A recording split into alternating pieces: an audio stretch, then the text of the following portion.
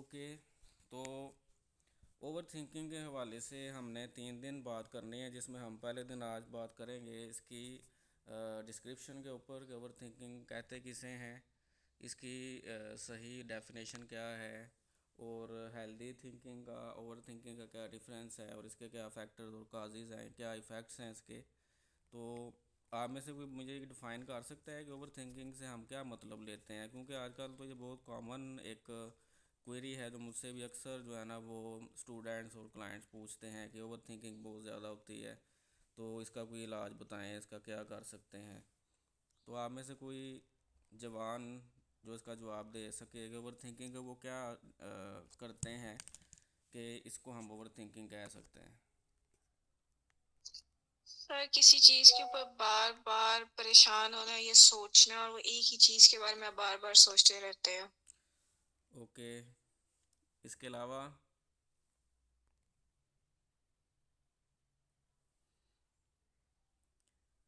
Class आप इतने लोग स्टूडेंट्स पार्टिसिपेट कर रहे हैं and try to speak. Okay. तो आज का जो डिस्क्रिप्शन में हमने आज जो चीज़ें कवर करनी है ना, उसमें हम सबसे पहले इंट्रोडक्शन देखेंगे।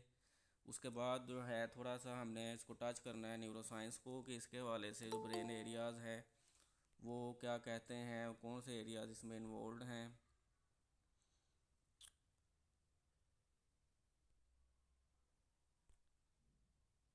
And then there will be the different causes and contributing factors, के what are the reasons behind the over thinking. And then there will be some question answer session and interactive activity, and there will also share the daily life examples with you. तो overthinking basically involves the thinking about the certain topic or the situation excessively, यानी कि आप किसी एक बात को, किसी एक वाक्य को, किसी सिचुएशन को इतना ज़्यादा अपने माइंड में रिवाइंड करते हैं कि उसकी इतनी ज़रूरत नहीं होती, और आप उसको एक्सेसिवली जो है वो प्रोसेस कर रहे होते हैं।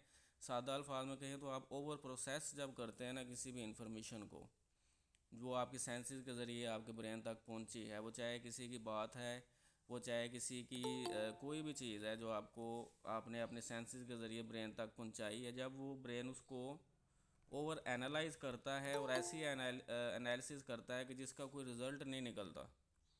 तो ओवर थिंकिंग में और हेल्दी थिंकिंग में फ़र्क ये होता है कि आम तौर पर तो हम इसका एक गलत नेगेटिव एस्पेक्ट लेते हैं कि ओवर थिंकिंग कोई बुरी चीज़ है।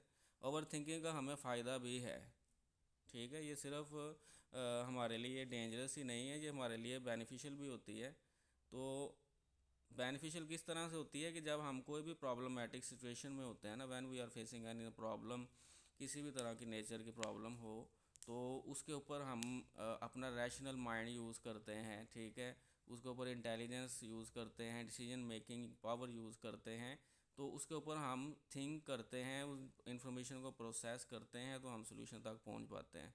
लेकिन दूसरी साइड पे जो देखा जाए तो नेगेटिव साइड ये है कि जब आप किसी भी प्रॉब्लम को इस तरह सोचें कि आप उसके सलूशन पे फोकस नहीं करें, बल्कि आप प्रॉब्लम पे फोकस करना शुरू कर दें, और उसको बार बार अपने माइंड में रूमिनेट करें, बार बार उसको आप रिपीट करें इस तरह से कि आप किसी फ़ैसले तक, किसी हल तक ना पहुंच पाएँ, इसको हम कहते हैं ओवर थिंकिंग, ठीक है।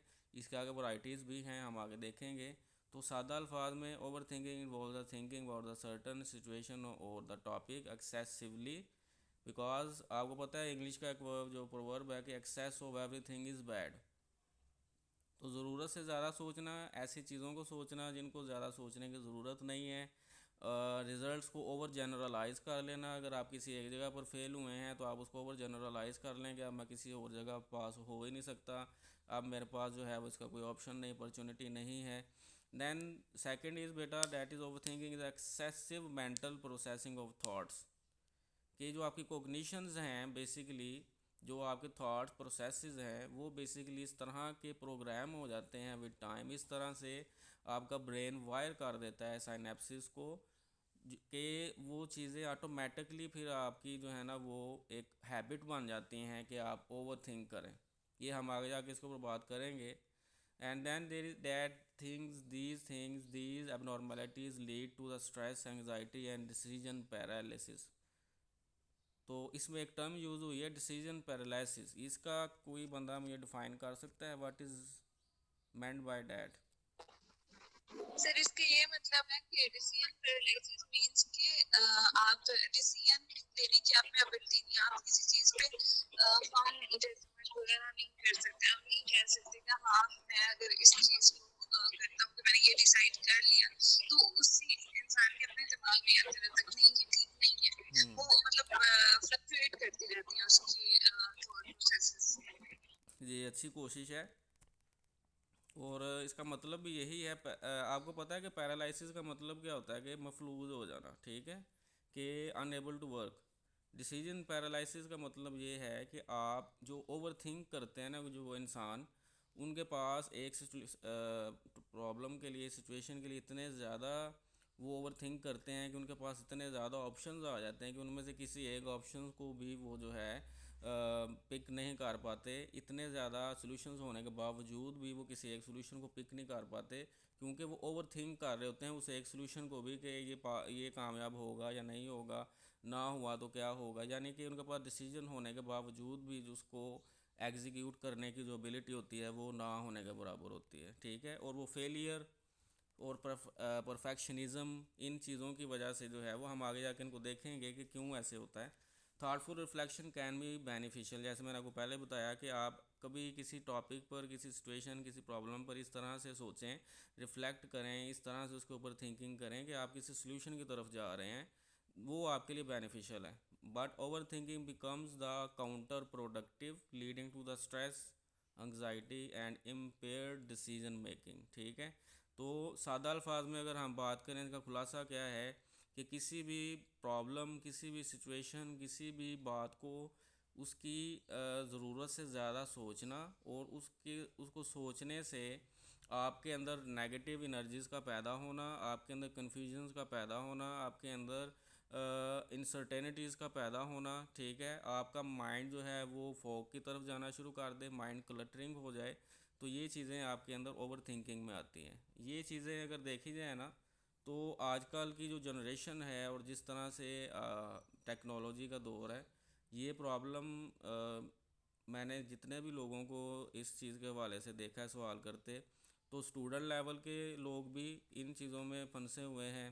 और फिर जो सहूलियात का और कंपैरिजन का, सोशल स्टेटस की जो एक जंग है, इन सब चीज़ों ने हमारे थॉट पैटर्न इस तरह के कर दिए हैं कि हम चीज़ों को बहुत ज़्यादा प्रोसेस करते हैं, इंफॉर्मेशन ओवरलोड बहुत ज़्यादा है हमारे पास। तो नेक्स्ट इज़ दे बेसिकली एक रिसर्च है जो मैंने शेयर की है कि 2023 के अंदर ये अदारा है नेचुरल न्यूरोसाइंस, इन्होंने ओवर थिंकिंग के साथ जो है वो ब्रेन के एक एरिया को लिंक्ड पाया था, that is known as DMN, default mode network. आप में से जो लोग थोड़ा बहुत बायो से वाकिफ़ हैं, और मेरे ख्याल से काफ़ी जो साइकोलॉजिस्ट हैं उन्होंने इतना पढ़ा होगा ब्रेन के हवाले से, तो ये एक एरिया है जिसको कहते हैं डिफ़ॉल्ट मूड नेटवर्क। ये बेसिकली वो एरिया होता है जिसका फंक्शन ये है कि हम अपने बारे में, जो हमारी इमेजिनेशंस होती हैं, अपनी अपनी ज़ात के हवाले से, जो हमारी परसेप्शंस होती हैं, सेल्फ परसेप्शंस हैं, इमेजिनेशंस हैं, हमारी डिसीजन मेकिंग है, that is control by DMN। इन लोगों में DMN जो होता है ये ओवर एक्टिवेट होता है, जिसकी वजह से उनकी अपनी जो प्रोसेसिंग है, सेल्फ प्रोसेसिंग है, वो इतनी ज़्यादा हो जाती है कि वो किसी एक पॉइंट तक नहीं पहुंच पाते। तो टाइप्स में बेटा फर्स्ट वन इज़ रूमिनेशन। आपने सुना होगा रूमिनेशन का मतलब क्या होता है, कि किसी एक बात को आप साइकिल में बार बार, किसी एक बात को, किसी एक सीन को, किसी भी सिचुएशन को इतना ज़्यादा आप रिवाइंड करें किसी एक चीज़ को, ठीक है। रूमिनेशन में और ओवर थिंकिंग में थोड़ा सा डिफरेंस ये है कि ओवर थिंकिंग में जनरलाइज चीज़ें आ जाती हैं, कि आप एक वक्त में कई चीज़ों को सोच रहे हैं और बार बार सोच रहे हैं। और रूमिनेशन का मतलब है कि किसी एक टॉपिक, किसी एक स्पेसिफिक चीज़ के हवाले से बार बार थॉट आना, that is rumination. Worrying is basically the type of over thinking which is concern with the negative, आप कह सकते हैं कि नेगेटिव आउटकम्स का फियर अबाउट द फ्यूचर, यानी कि आप जब अपने मुस्तकबिल में फंसे हुए हैं ना अपनी सोच के हवाले से, तो वो वरिंग है। और यहाँ से ही स्टेम होती है, आपको पता होगा कि इधर से ही एंग्जाइटी जो है वो इसके जो डिसऑर्डर्स हैं जितने भी आगे स्ट्रेस रिलेटेड हैं वो सारे यहाँ से ही फिर स्टेम होना शुरू होते हैं। तो बेसिकली जो ओवर थिंकिंग है ना, अगर आप इसको मैनेज नहीं करते या आप उस अगले के अंदर मैनेज नहीं करवाते, तो this can cause serious mental disorders, can be depression, can be anxiety, can be PTSD, can be OCD. These are the disorders which are found to be linked with the overthinking. Obsessive thinking basically कि किसी एक चीज ख्याल के ऊपर, किसी एक matter के ऊपर आप फंस जाएं और उसके अलावा कुछ सोच नहीं पा रहे। You want to think something else but you are not able to think other than that specific matter, material, situation, whatever it is. So these were the type of overthinking. Now there is a neuroscience. ये चूँकि थोड़ा सा मेरा एक favourite touch होता है psychology में कि न्यूरो साइंस के हवाले से बात की जाए। इंशाल्लाह नेक्स्ट वर्कशॉप जो आएंगी उनके अंदर मैं इमोशंस की न्यूरो साइंस भी लेके इंशाल्लाह आऊँगा। इसके अंदर हमने ब्रेन एरियाज़ हैं कुछ ऐसे। प्री फ्रंटल कॉर्टेक्स का तो सबको ही पता होगा।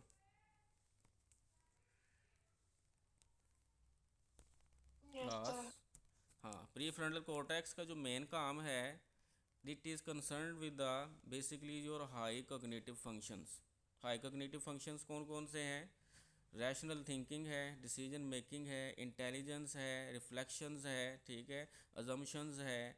These are the high cognitive functions which are only present in human brain. So this area is larger in size as compared to the brain of other mammals and animals. तो pre frontal cortex ऐसे लोग इसका जो main काम है वो क्या है? सोचना, ठीक है, डिसीजन मेकिंग, थिंकिंग। तो प्री फ्रंटल कॉर्टेक्स को देखा गया है कि ऐसे लोगों में जो ओवर थिंक करते हैं उनका प्री फ्रंटल कॉर्टेक्स जो होता है वो ओवर एक्टिवेटेड होता है, जिसकी वजह से वो चीज़ों को, इंफॉर्मेशंस को बहुत ज़्यादा प्रोसेस करते हैं और इस तरह प्रोसेस करते हैं कि वो किसी एक सोल्यूशन पर पहुंच नहीं पा रहे होते। Next is amygdala. इसका भी बहुत जो है वो अहम रोल होता है। अमिगडाला जो है इसको बेसिकली हम इमोशनल ब्रेन भी कहते हैं। इसका काम क्या होता है कि आपके जो नेगेटिव इमोशंस, मेमोरीज़ हैं उनको कंट्रोल करना, ठीक है। अगर अमिगडाला आपका ओवर एक्टिव है तो बेसिकली क्या करेगा, ये आपके नेगेटिव इमोशंस को, नेगेटिव थिंकिंग्स को, नेगेटिव मेमोरीज़ को, ठीक है, इन तमाम को जो है वो प्रोसेस करेगा and you will face the over thinking. Next is DMN, wandering brain. इसको भी वांडरिंग माइंड भी इसे कहते हैं। वांडर का मतलब होता है भटकना इधर उधर। तो डीएमएन बेसिकली ये एक नेटवर्क है और इसमें डिफरेंट ब्रेन स्ट्रक्चर्स हैं जिनको हम डीएमएन का नाम देते हैं। इसको हम आगे जाके देखेंगे। कुछ लोगों की शायद इसमें इंटरेस्ट ना हो, लेकिन मैंने अपने इंटरेस्ट की बेस पर इसको थोड़ा सा आगे एक्सप्लेन किया है डीएमएन को कि वांडरिंग माइंड क्या होता है। तो it is a network of brain region responsible for self reflection and imaginations. And over active DMN lead to the obsessive rumination and excessive self focus. Let me check कौन आया है अब।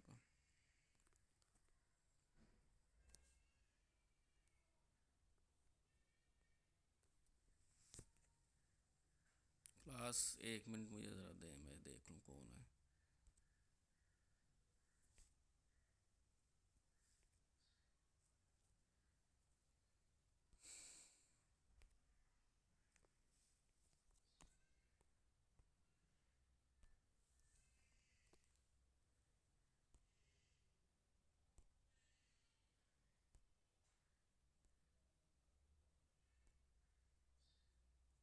Okay तो अब हम आते हैं इंपॉर्टेंट चीज़ की तरफ। अच्छा, हम ओवर थिंकिंग की मैनेजमेंट में डायरेक्टली क्यों नहीं गए?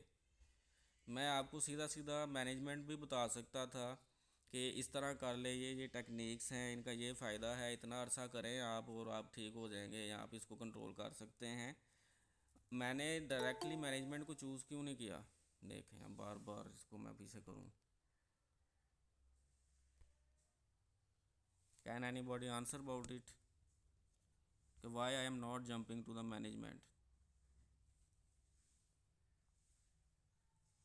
Class please So, interact. Management से पहले ये ज़रूरी है समझना होगा ना कि हमारा ओवर थिंकिंग का कॉज क्या है, वो कहाँ से अराइज हो रहा है, क्योंकि हर बंदे का मे बी डिफरेंट कॉज होगा। तो जब तक हमें ये नहीं पता होगा कि कॉज क्या है तो हम उसको डील कैसे कर सकते हैं। Exactly. Whenever you want to manage any disorder, any abnormality, without knowing the reason, you can't manage it. ठीक है।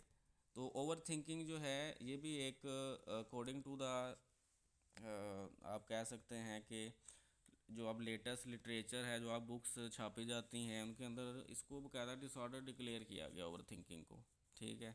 मैं इसके ऊपर बुक रीड कर रहा हूँ तो उसके अंदर इसको बकायदा डिसऑर्डर डिक्लेयर किया गया, because it is not a minor problem. ये कोई छोटा मसला नहीं होता और ये आपको बहुत ज़्यादा आगे ले जाता है, बहुत डिसऑर्डर, सीरियस डिसऑर्डर्स में, बहुत सीरियस कंडीशन की तरफ ले जाता है। तो डैट्स वाई आई चूज़ कि मैं पहले इसको थोड़ा सा एक्सप्लेन करूँ, दैन मैं इसकी मैनेजमेंट में जाऊँ। तो इसकी काजेज़ जो हैं उसके अंदर सबसे पहले है परफेक्शनिज्म और fear of failure. Perfectionism, and can anybody define about that के what is meant by perfectionism?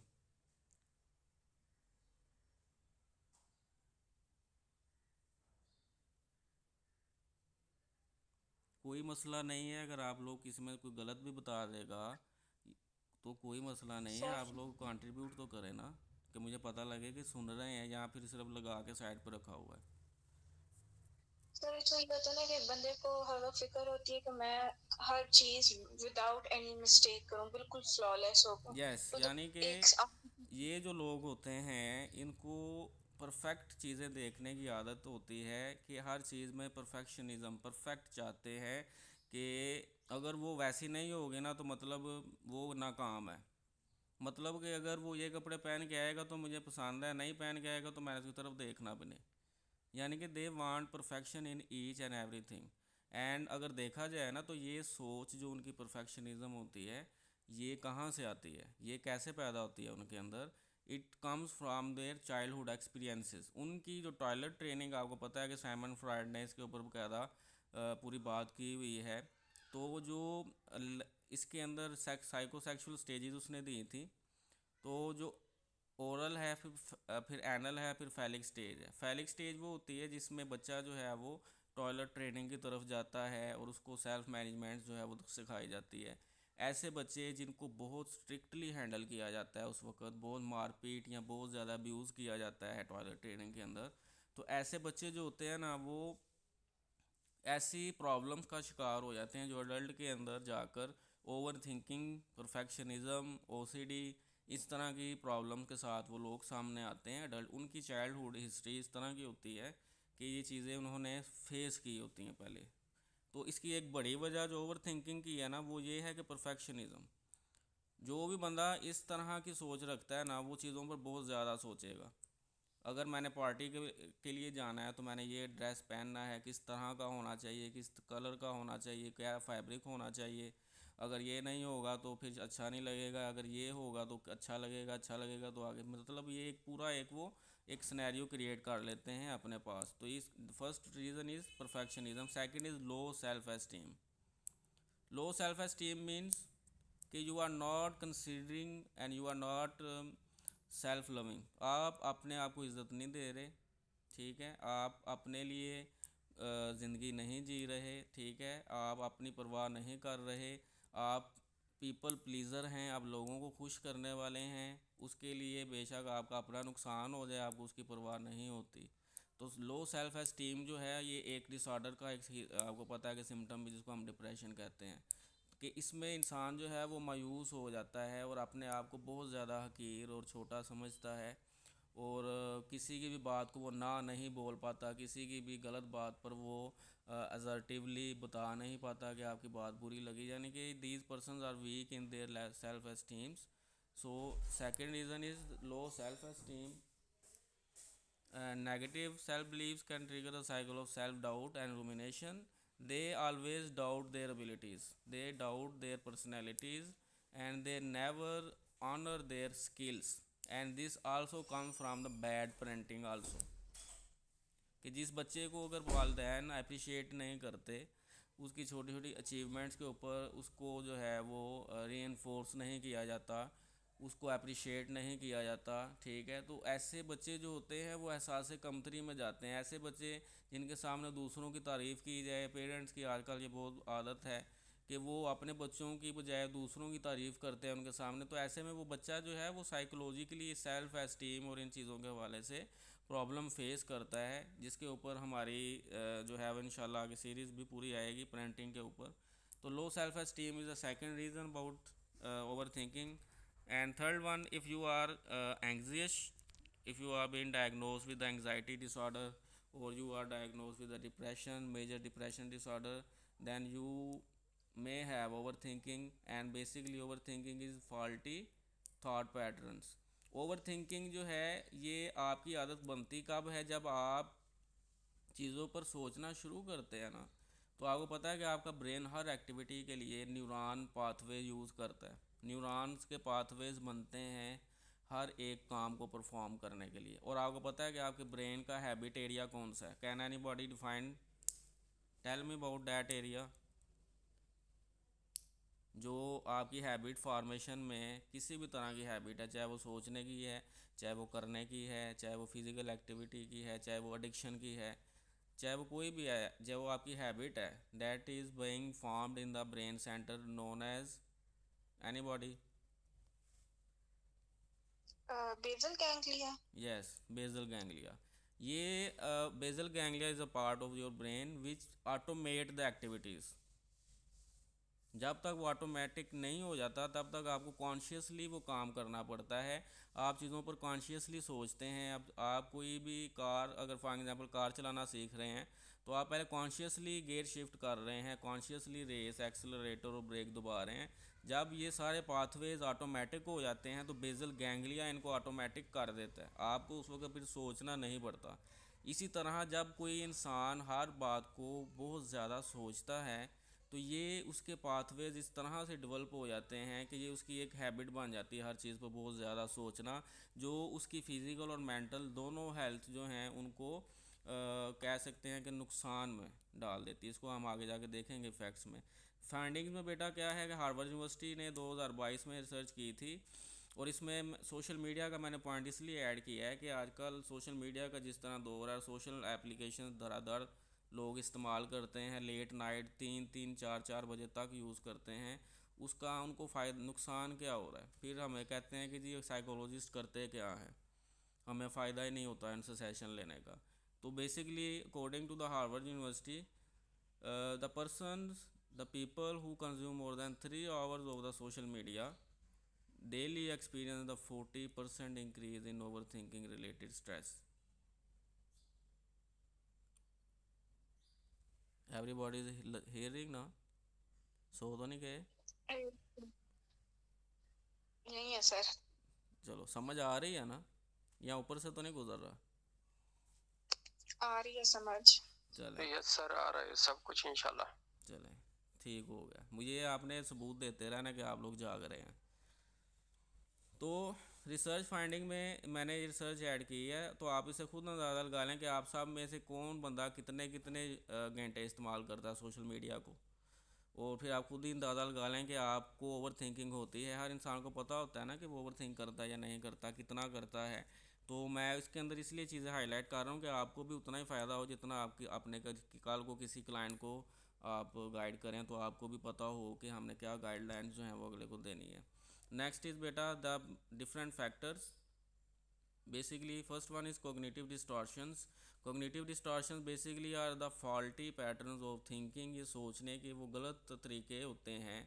Thinking pattern इस तरह का नेगेटिव होता है कि वो चीज़ों को नेगेटिवली अंडरस्टैंड करते हैं।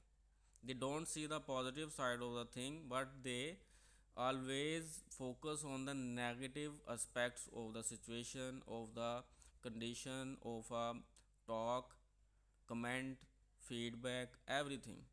तो कोग्निटिव डिस्टॉर्शन जो है ना, सीबीटी अगर आप उससे वाकिफ़ हैं तो सीबीटी में बकायदा इसकी पूरी डिटेल है कोग्निटिव बिहेवियर थेरेपी में कि कोग्निटिव डिस्टॉर्शन कितनी टाइप्स की होती हैं। और उसमें से एक मैंने अपने लास्ट सेशन में, अगर आप में से किसी ने लिया हो पहले, तो मैंने उसमें भी कोग्निटिव डिस्टॉर्शन का जिक्र किया था अग्रेशन के अंदर, कि कोग्निटिव डिस्टॉर्शन में एक टाइप आती है उसको कहते हैं ऑल और नन। अगर आप किसी को याद हो तो वो डिस्क्राइब कर सकता है? ऑल और नन या फिर ब्लैक एंड वाइट थिंकिंग किसे कहते हैं? What is meant by that? Sir उसमें ये होता है कि या फॉर एग्जांपल अगर एक चीज अच्छी है तो वो अच्छी है, एक चीज बुरी है तो बुरी है, उसके कोई मिडिल ग्राउंड नहीं होता। यस, यानी कि यस है या नो है, बस इसके अलावा ऑप्शन नहीं, यानी कि वो एब्सोल्यूट है। ही या she is absolute in each and everything of their life, whatever the person is, whatever the situation is, whatever the conditions are, whatever the factors, whatever the person in front of them, they always use the absolute approach. If that person is good, then it is good, no matter how bad he is doing with him या she is doing with him या her. And अगर वो बंदा बुरा है तो वो सबसे बुरा है, उसके अंदर कोई नेकी या उसके अंदर अच्छी चीज़ है ही नहीं है।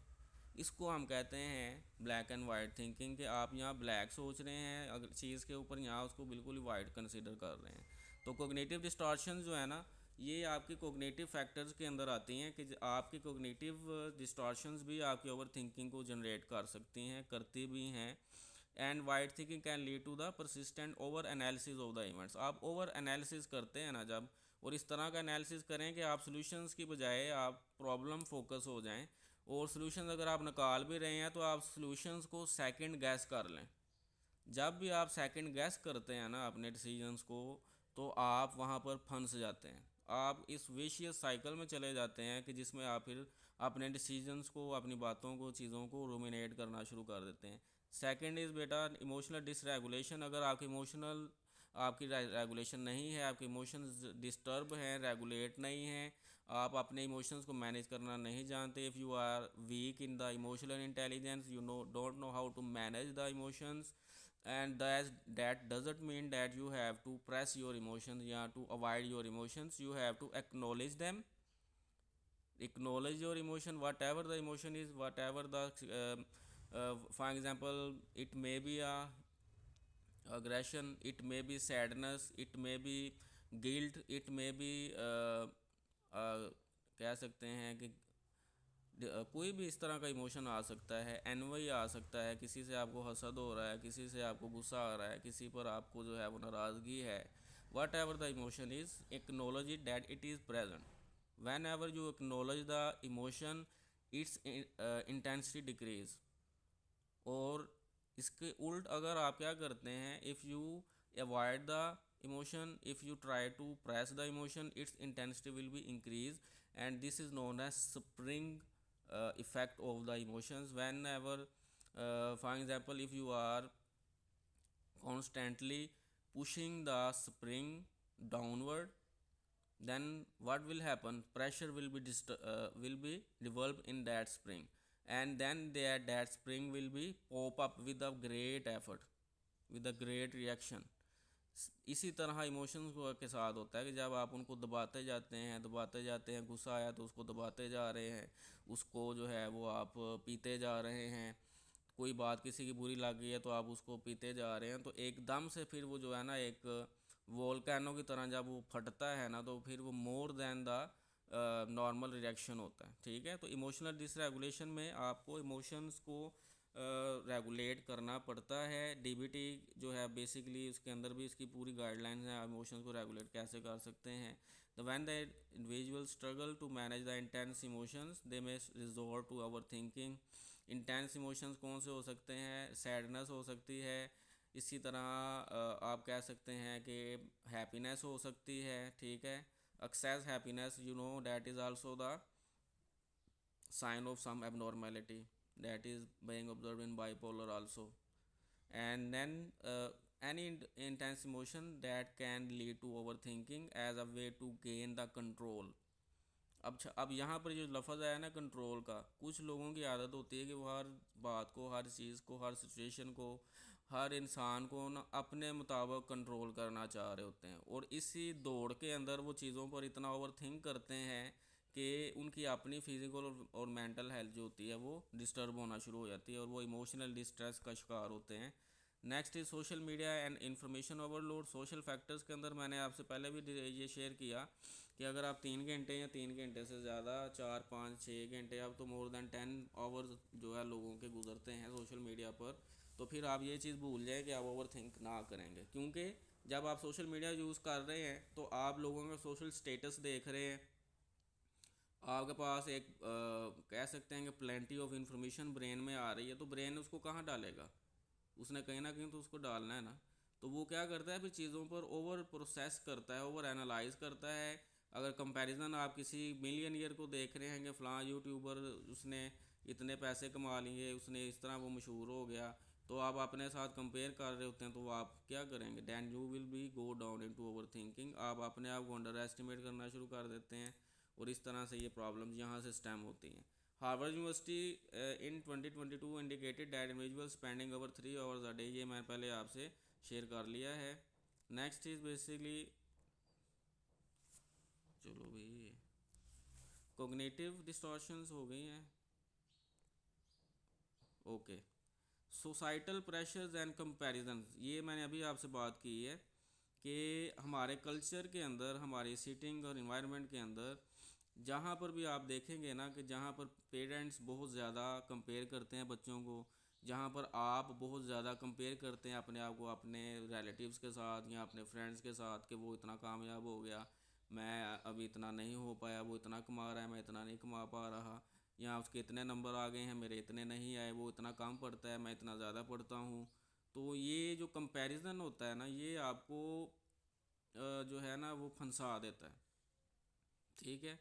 ये आपको नेगेटिव साइड्स की तरफ ले जाएगा, नेगेटिव डिस्टॉर्शंस की तरफ ले जाएगा, ये आपको नेगेटिव इमोशंस की तरफ ले जाता है, और अल्टीमेटली आप ओवर थिंकिंग के बाद किसी ना किसी डिसऑर्डर के अंदर फंस जाते हैं। तो सोसाइटल प्रेशर जितना ज़्यादा होगा, आपका कंपैरिजन विद द अदर जितना ज़्यादा होगा, ओवर थिंकिंग की प्रॉब्लम्स उतनी ही ज़्यादा हो जाते हैं, बिकॉज आपके अंदर सेल्फ डाउट क्रिएट हो जाता है, ठीक है। जैसे मैंने इसके ऊपर पहले भी बात की है कि पेरेंट्स और बच्चों के दरमियान में जो पेरेंटिंग है उसका कितना रोल होता है।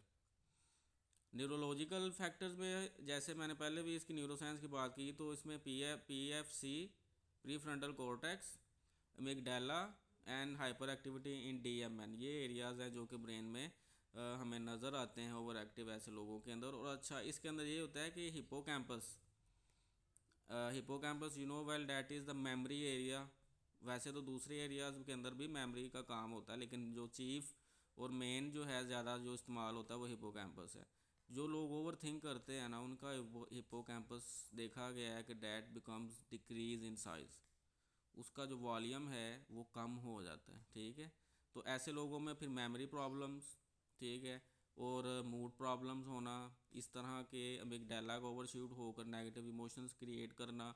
फिर उसका आगे जो फिज़िकल इफ़ेक्ट होता है वो हम आगे आगे देखेंगे कि इसका ये सिर्फ आपके ब्रेन और सोच तक महदूद नहीं रहती, ये आपके जिस्म के ऊपर भी, फिज़िकल बॉडी के ऊपर भी उतना ही ज़्यादा इफ़ेक्ट क्रिएट कर रही होती है।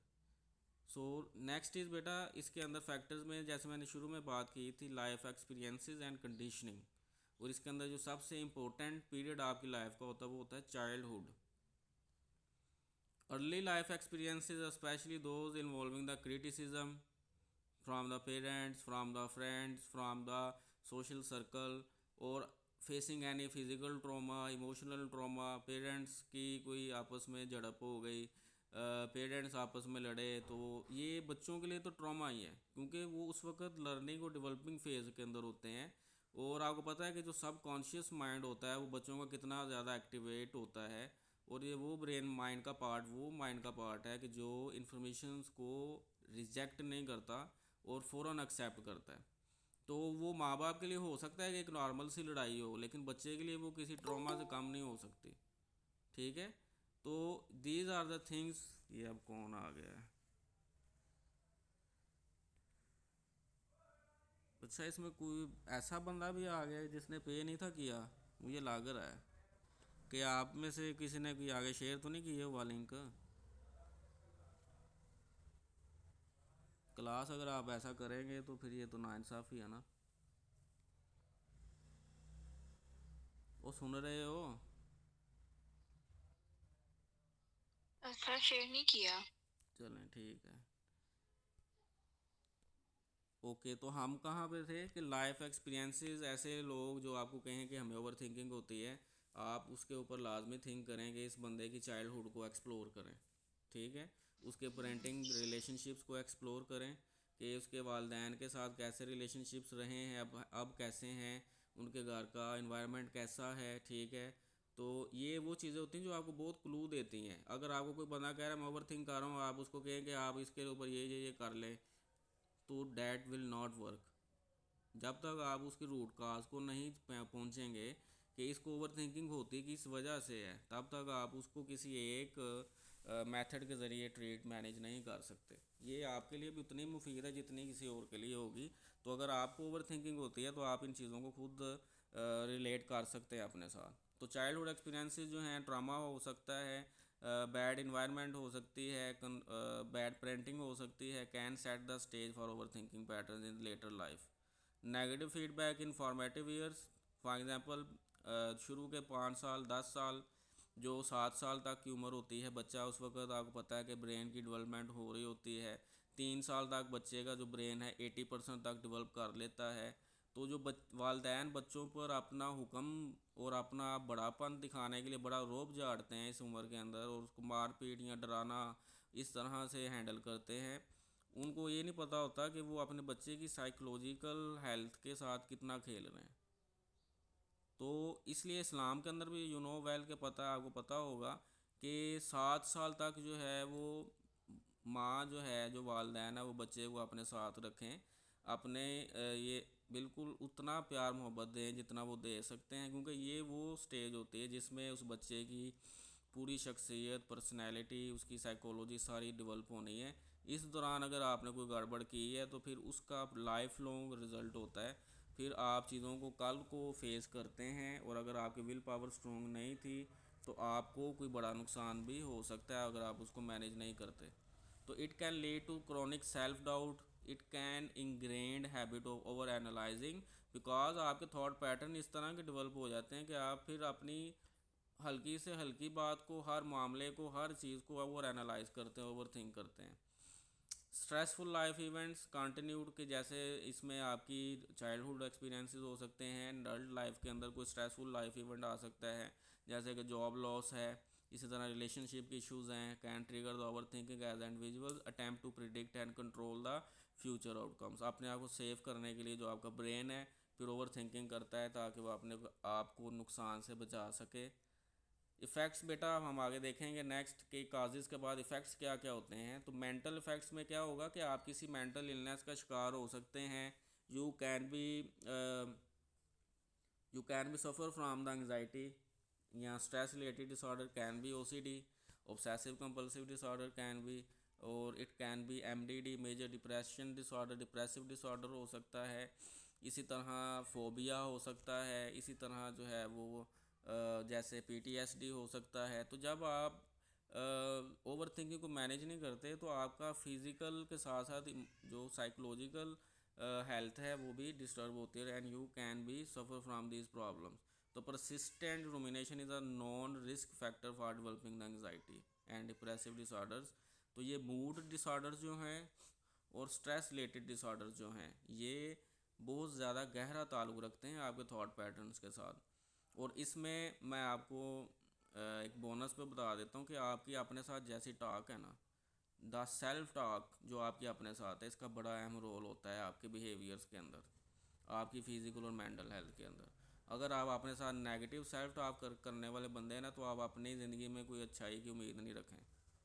ठीक है, तो पॉजिटिव सेल्फ टॉक जो है ना, ये आपको बहुत ज़्यादा मोटिवेट भी करती है, आपके ब्रेन को शेप भी करती है, आपके इमोशंस को हेल्दी भी रखती है।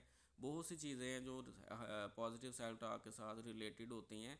इसलिए अपनी डेली लाइफ में किसी भी डिफ़िकल्ट सिचुएशन में, किसी भी ऐसी सूरत हाल में हमेशा पॉजिटिवली सेल्फ टॉक करें अपने आप के साथ कि I can do it, everything is fine, I am more वर्दी दैन द पास्ट। तो ये वो अजम्पशंस होती हैं, ये वो आप कह सकते हैं अफर्मेशंस हैं कि आप अपने साथ पॉजिटिव सेल्फ टॉक करेंगे तो आप बहुत सी प्रॉब्लम से बाहर आ जाते हैं। एंड नेक्स्ट इज़, ये मैनेजमेंट में वैसे चीज़ें आनी थी लेकिन मैं आपको पहले ये इसलिए बता रहा हूँ कि आपको चीज़ें ना थोड़ी बहुत याद रहें साथ साथ। तो परसिस्टेंट इन्वायरमेंटल इमोशनल इफ़ेक्ट्स क्या होंगे, एंग्जाइटी हो सकती है, डिप्रेशन हो सकता है, नेगेटिव थॉट पैटर्न्स की वजह से होपलेसनेस भी हो सकती है, फियर भी क्रिएट हो सकता है, और फियर की जो एक हाइटन्ड फॉर्म है वो फोबिया है। इसी तरह इफ़ेक्ट्स में नेक्स्ट डिसीजन पैरालिसिस, ये हमने शुरू में भी देखा कि can result in difficult making the decisions, every choice is scrutinised excessively, the if a person has screen 10 solutions for a problem, तो उस वक्त उसके 10 सॉल्यूशंस भी उसको फ़ायदा नहीं दे पा रहे होते, क्योंकि अगर वो किसी एक को भी चूज़ करता है ना, तो वो उसके ऊपर इतना ज़्यादा ओवर थिंक करता है कि वो उसकी प्रोज एंड कॉन्स के अंदर फंस जाता है। ठीक है, तो डिसीजन पैरालिसिस जो है ये भी एक बड़ा ड्रॉबैक होता है कि आपके जो इम्पोर्टेंट डिसीजंस होते हैं, जो आपकी लाइफ के बहुत इम्पोर्टेंट डिसीजंस हो सकते हैं, वो आपके गलत साबित हो सकते हैं, और आप ख़ासतौर पर उसको सेकंड गैस जब करते हैं तो आप मज़ीद फंस जाते हैं। सेकंड गैस का मतलब होता है कि अपने ही बात पर अपने ही डिसीजन के ऊपर अपने आप को जो है वो मशकूक करना कि मैंने ये ठीक किया भी है या नहीं किया, तो ये इसको कहते हैं second gas. And missed opportunities, इसकी इस फियर की वजह से आप कई अपॉर्चुनिटीज़ को भी लूज़ कर देते हैं। इसके बाद बेटा कॉग्निटिव एफिशिएंसी है, आपकी मेमोरी जो है वो इफ़ेक्ट हो सकती है, आपकी डिसीजन मेकिंग पावर वीक हो सकती है, क्योंकि जब कोई ब्रेन एरिया एक अरसे तक ओवर एक्टिवेट रहेगा तो ऑटोमेटिकली वो फटीग की तरफ जाएगा, उसकी वीकनेस क्रिएट होगी। जैसे मैंने आपको हिपोकैम्पस का बताया था कि it shrink in size, amygdala overshoot करेगा, ओवर एक्टिवेट रहेगा, तो अमिगडाला की ओवर एक्टिवेशन की वजह से क्या होगा कि आपके जो ब्रेन एरियाज़ हैं वो ओवर एक्टिवेट होंगे, और इससे आपकी जो कोग्निशंस हैं वो इफ़ेक्ट होती हैं। तो constant mental chatter can impair the concentration, ऐसे लोग जो हैं वो अपने काम में कंसंट्रेट नहीं कर पा रहे होते। जैसे कि नमाज़ पढ़ रहे हैं तो वो किसी एक बंदे की बात को या किसी एक मसले को या किसी एक सिचुएशन को सोचते जा रहे हैं, तो उनका जो ध्यान है, जो उनका फोकस है, वो नमाज पे भी नहीं रहता। या कोई भी काम कर रहे हैं तो वो अपनी उस काम की तरफ फोकस नहीं कर पा रहे होते। ठीक है, तो ये एक बड़ा कॉमन मसला होता है ओवर थिंकर्स को कि उनको फोकस कंट्रोल का जो इशू होता है।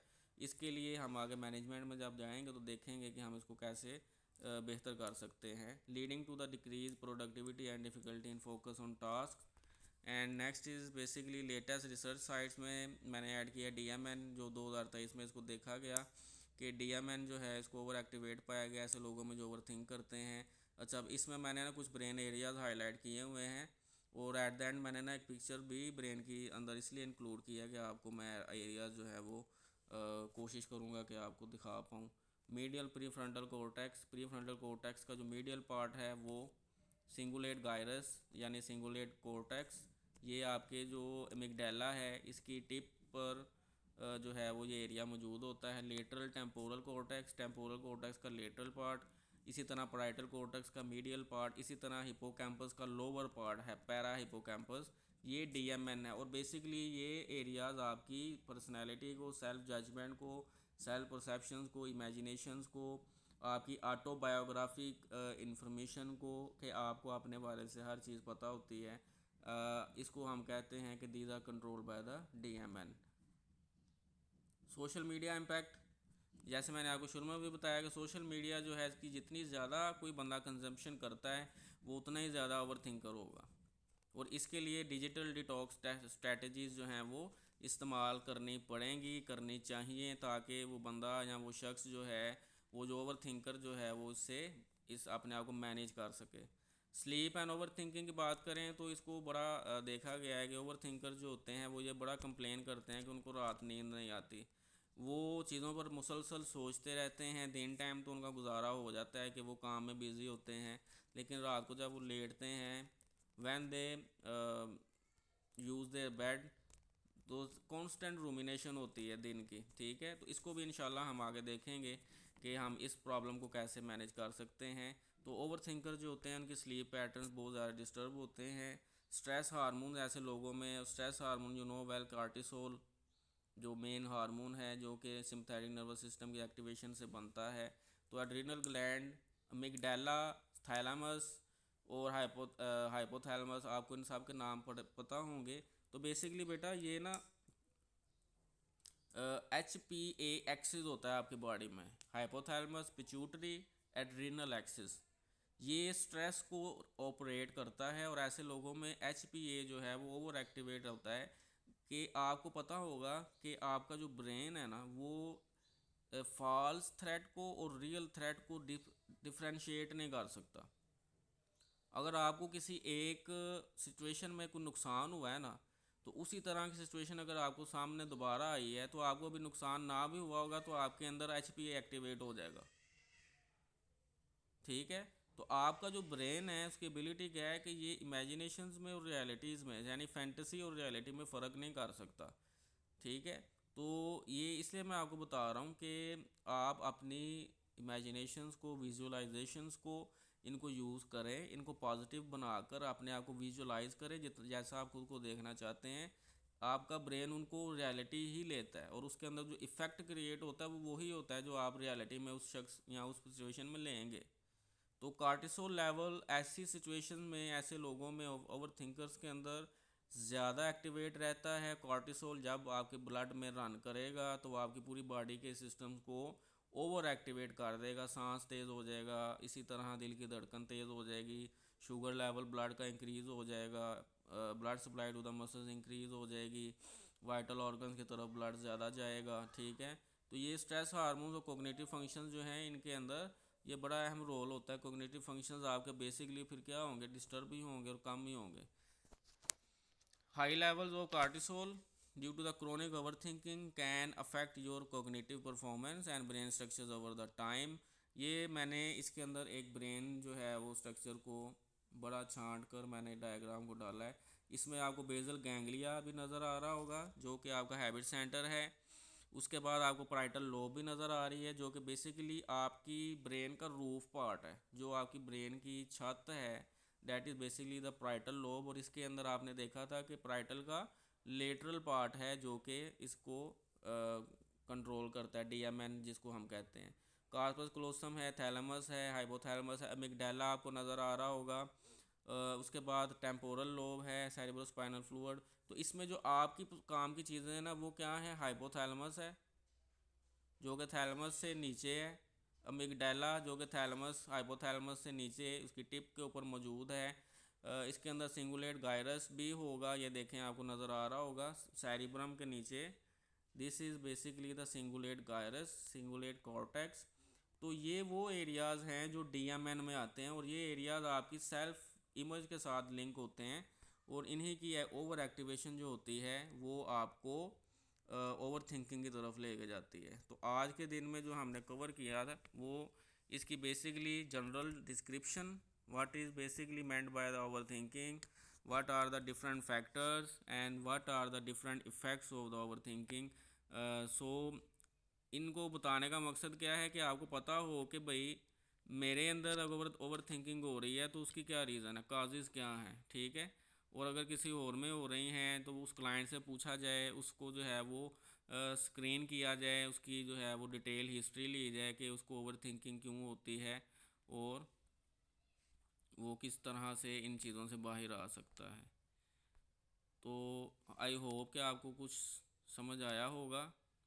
अगर किसी का भी कोई सवाल है, कोई भी किसी किस्म की सजेशन है तो आप बता सकते हैं।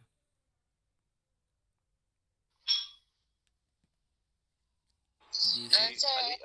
अलीशा राहिद मिर्जा हियर। जी जी। ओवर जो मतलब जैसे अगर बहुत सारे लोग ओवर थिंकिंग करते हैं हम में से, तो इसकी मतलब आपने कहा कि मैं मैनेजमेंट बताऊंगा, तो फिर मुझे उसी बारे में थोड़ा सा ऐसी टिप्स एंड ट्रिक्स या फिर जनरलाइज मतलब आप ऐसे हमें बताएं कि जिससे हम नॉर्मली हम जैसे ओवर थिंकिंग करते हैं तो कभी कभी हो जाता है किसी सिचुएशन में, तो वो फिर हम कैसे इसको पता क्या है साइमा, आपका सवाल टेक्निकल है, अच्छा सवाल है। तो इसका बेसिकली ये है कि मैं मैनेजमेंट में इसलिए नहीं गया कि रीज़न्स पहले हर इंसान के लिए ना ओवर थिंकिंग की रीज़न्स डिफरेंट होंगी। ठीक है, तो जो मैं टेक्निक्स बतानी है ना वो डिफरेंट रीज़न्स के साथ रिलेट करेंगी। ठीक है, फॉर एग्जांपल अगर उसके चाइल्डहुड एक्सपीरियंसेस हैं या उसके लाइफ एक्सपीरियंसेस नेगेटिव रहे हैं तो उसके लिए वो कौन सी स्ट्रैटेजी यूज़ कर सकता है। अगर उसको वर्क प्लेस इश्यूज़ आ रहे हैं या उसको अभी इस वक्त कोई आफ्टर चाइल्डहुड किसी अडल्ट के लाइफ के अंदर, अडल्ट एज के अंदर कोई ट्रॉमा हुआ है, तो वो उसके अंदर से कैसे अपने आप को बाहर ला सकता है, स्टक हो गया एक जगह पर तो कैसे अपने आप को वो माइंडफुल कर सकता है। तो ये चीज़ें जो है ना वो रीज़न टू रीज़न वैरी करती हैं, और जितनी भी टेक्निक्स हैं वो ज़रूरी नहीं है कि वो हर बंदे के लिए काम करें। हो सकता है कि किसी के लिए माइंडफुलनेस काम करे, हो सकता है किसी के लिए जो है वो थॉट रिकॉर्ड काम करे, हो सकता है किसी के लिए सेट द बड़ी टाइम जो है वो काम करे। तो इसलिए जो थेरेपीज़ होती हैं, जो टेक्निक्स होती हैं, वो ये क्लेम नहीं करती कि आप उसको लेंगे और आप उसको करेंगे तो आप उस चीज़ से बिल्कुल जो है वो आज़ाद हो जाएंगे। ठीक है, तो ये चीज़ें जो विद सर मैं टाइम। ये कह रही हूँ कि जैसे मेडिटेशन, माइंडफुलनेस, हम्म। डीप ब्रीथिंग, जी जी। जर्नलिंग, ये डिफरेंट टेक्निक्स होती हैं। अब ये फौरन से उस टाइम कभी कभी ऐसा होता है कि हम नहीं कर पाते, हाँ, हम ओवरथिंकिंग कर रहे हैं, जिस चीज से हमें एंजाइटी हो रही है हम नहीं कर सकते फौरन से। और ऐसा भी नहीं है कि सारी टेक्निक्स हम पे काम भी कर पाएंगे, देखें कभी कभी इसमें सब भी फेल हो जाता मैंने है। ना आपको बताया था, आई थिंक आपने पहले लेक्चर नहीं पिछले वाले में लिया, कि ओवर थिंकिंग है या फिर इस तरह का कोई भी नेगेटिव इमोशन है आपका, आप उस वक्त आपने जो यूज़ कर रहे हैं ना वो सिंपथेटिक नर्वस सिस्टम यूज़ कर रहे हैं।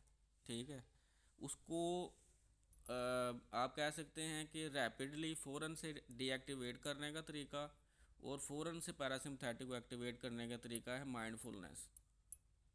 ठीक है, और माइंडफुलनेस में आप अपने 5 सेंसेस में 5 4 3 2 1 टेक्निक का नाम है। आप जब अपने आप को समझे ना कि आप किसी सोच में फंस गए हैं या आप किसी एक इमोशन के अंदर गिर गए हैं, आप बहुत ज़्यादा अपने आप को बर्डन फील कर रहे हैं, तो अब जब आप अपनी 5 4 3 2 1 टेक्निक को यूज़ करेंगे ना, तो आप खुद मुझे बताएंगे कि आपको कुछ ही दिनों के अंदर कितना ज़्यादा कंट्रोल फील हुआ है अपनी चीज़ों के ऊपर। आप नमाज़ पढ़ते हैं ना, that is basically the activity with the increased mindfulness, वो पूरी की पूरी माइंडफुलनेस में आती है। तो खुशो खुजू के साथ नमाज़ पढ़ने का हुक्म क्यों है कि आप दूसरे ख्यालात से, दूसरी चीज़ों से बिल्कुल अपने आप को आज़ाद फील करेंगे, आपका ब्रेन रिलैक्स हो जाएगा। ठीक है, तो माइंडफुलनेस जो है ना ये आपको फ़ौरन से अफेक्ट देती है। जो बाकी टेक्निक्स होंगी वो आपकी हैबिट बनने तक आपको करनी पड़ती हैं कॉन्शियसली, ये आपकी विल पावर और कंसिस्टेंसी पे डिपेंड करता है। ठीक है, और आपकी विल पावर पे डिपेंड करता है, आपके सोशल सर्कल पे डिपेंड करता है कि आप किन लोगों में उठते बैठते हैं, आपकी अपने साथ सेल्फ टॉक कैसी है। तो ये चीज़ें हैं जो काउंट होती हैं। आप होलिस्टिक अप्रोच यूज़ करें कोई भी प्रॉब्लम को यूज़ करने के लिए। मैं ये नहीं कहता कि आप सिर्फ़ और सिर्फ सीबीटी यूज़ करें या सिर्फ डीबीटी यूज़ करें, आप होलिस्टिक अप्रोच यूज़ करें। आप साइको सोशल थ्योरी जो है इसको यूज़ करें कि आपके साइकोलॉजिकल फैक्टर्स को भी आप ट्रीट करें, सोशल फैक्टर्स को भी ट्रीट करें, और कल्चरल फैक्टर्स को, इन्वायरमेंटल फैक्टर्स को भी ट्रीट करें, सब फैक्टर्स पे काम करें, फिर ही आप उसके अच्छे इफ़ेक्ट तक पहुंच सकते हैं। ठीक है, तो इंशाल्लाह I will try my best कि मैं अपनी मैनेजमेंट में हर चीज़ को टच करूं। Yes sir, okay. और किसी का फिर भी अगर आपको हो कि मैं कैसे इसको इम्प्लीमेंट करना है तो वो मेरे से पूछ सकता है। जी, थैंक यू सर, जाहिर थैंक यू। मिर्ज़ा साहब, आप कुछ कहना चाह रहे थे? जी मैं मेरा ना साइकोलॉजी से तल्लक है और ना ही मेरा कोई जी। साइकेट्री से तल्लक है, बट मैं जनरली आपके सेशंस को, आपके टॉपिक्स में इंटरेस्टेड हैं, फ्रैंकली स्पीकिंग। तो hmm. I wanted to participate. मैं एक चीज देखता हूँ कि ये जो ओवर थिंकिंग है, ये इसका इन्वायरमेंट का इटसेल्फ इसके ऊपर बहुत बड़ा असर होता है। बिल्कुल। यानी कि अगर आप लोनलीनेस है तो उसकी अपनी एक ओवर थिंकिंग प्रोसेस में आप चले जाते हैं, या अगर आप मेडिटेशन है जो कि अगर आप नमाज पढ़ रहे हैं उसमें एक चले जाते हैं। तो ये, देखें, आपकी जो जी बात है ना ये बिल्कुल जी, 16 ने ठीक है।